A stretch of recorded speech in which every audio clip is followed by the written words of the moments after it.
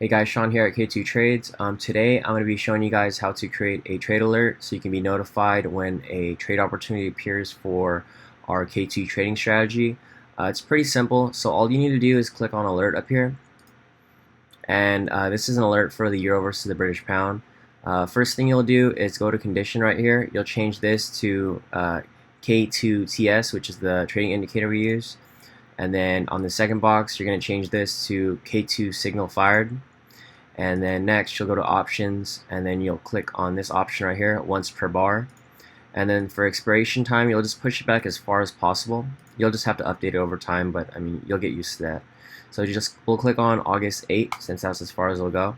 And then for your message, you can put whatever you want, but I like to just name it by the pair and then the type of alert it's providing. So for this, I'll put Euro slash GBP K2 signal.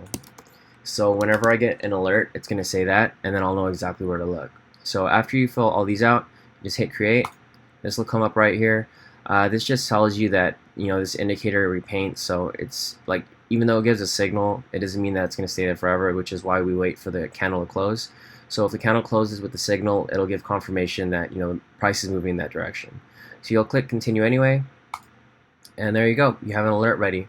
So whenever one of these bars come up, you'll get an alert that pops up, and it'll tell you that there's a trade opportunity, and then it'll notify you to go look at the screen, and then you can see if the requirements fit, and if they do, then you can put in the trade. And that's about it, guys. Alright, hope this helps. If you guys haven't already, please like, comment, and share this video. And don't forget to subscribe so you can be notified when our next video is posted. Until next time, guys.